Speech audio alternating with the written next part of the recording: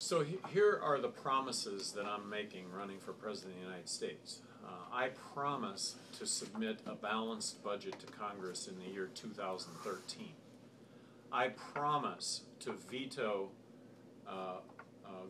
expenditures that exceed revenue. Now, you can argue that they'll just override. You know what? Let them override. I'm going to argue that that budget is going to be closer to being balanced than if you're going to elect a president promising to do that over a 15 or 20-year period. I'm going to suggest that it's not going to happen. It's just not going to happen. So, and I'm proposing to throw out the entire federal tax system and replace it with consumption tax, in this case the fair tax. I mean, let's blow off the fair tax, blow the cobwebs off fair tax and put it back on the table, which is abolishing all existing tax and replacing it with a 23% consumption tax. In abolishing all federal tax, that includes income tax and that includes the corporate tax. So in my opinion, eliminating the corporate tax, eliminating business-to-business tax, really puts this country in a position, or economically, to hire tens of millions or create tens of millions of jobs with that kind of a reboot to the computer. I'm in the camp that believes that we're on the verge of a monetary collapse, and I base that on the fact that that would be a bond market collapse. Over the last year, the Federal Reserve has printed up to 70% of the money used to buy up treasuries. Well, a monetary collapse occurs when they're printing up 100% of the money to buy up or to issue treasuries, and then you couple that with the rollover of the 14 trillion in debt, and if they're printing up 100% of that money, that's the monetary collapse. Russia, a monetary collapse in Russia. I mean, that's a most recent example, I think, of a country that has, a big country that has happened. It's bad news in Russia. It's going to be bad news. They're not going to recover in our lifetimes, in my opinion, from what has happened. But I think we're facing that same situation, and the only way we eliminate that is no more printing money. Borrowing is one thing, printing money is another. Now we're back to the fair tax. It's going to promote savings. There'll be more money potentially being able to be lent to treasuries, the purchase of treasuries. But if we don't stop printing money, this is what we're facing. There was no reason to expect that I was going to be in that debate tomorrow night. My strategy is to put all the resources that and the strategy doesn't change.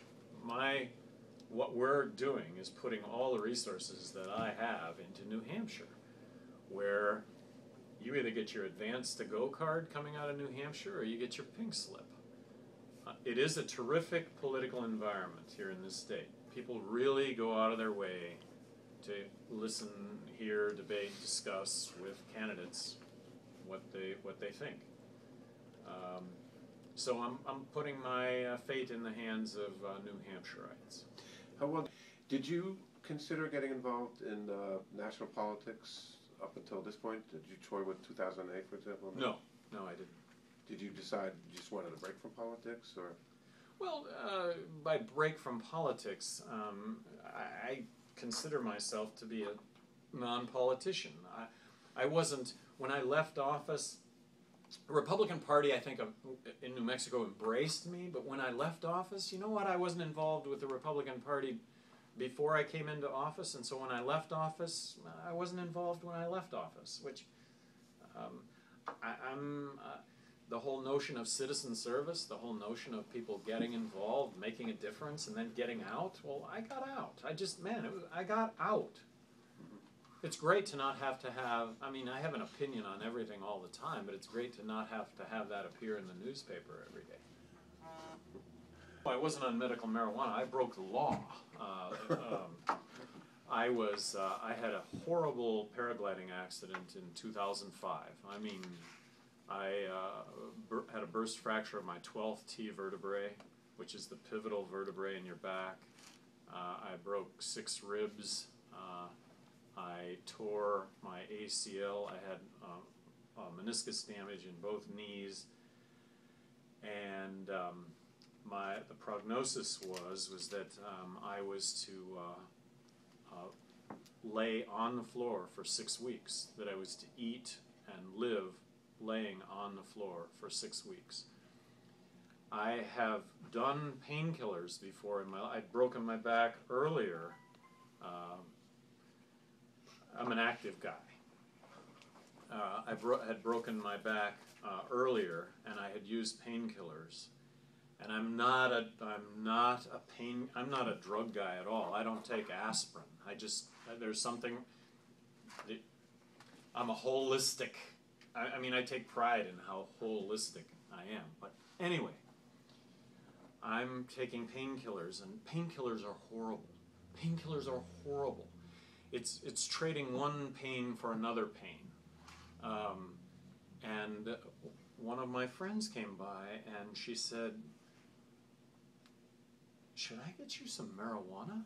And I'm looking at being on the floor for 6 weeks. And I said, "Holy cow, yes, please." You had tried it before. Well, I tried it. I have smoked marijuana in my life. Yes. Yes.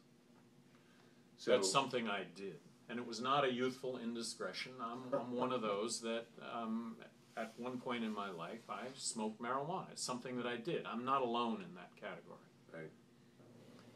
No, it was, no. Did you go out and buy it yourself? No, I didn't. I don't want to say I consumed that much, but over the course of 3 years, I mean, I was able to get other marijuana. And I'm not talking about any vast, great amount of marijuana here. So you did buy it yourself at one point? I don't think I ever bought, I don't think I ever purchased any during that whole period. Okay. I mean, the nature of marijuana is a lot of people smoke marijuana, and a lot of people were willing to help me out. And it wasn't anything I had to go out and really seek.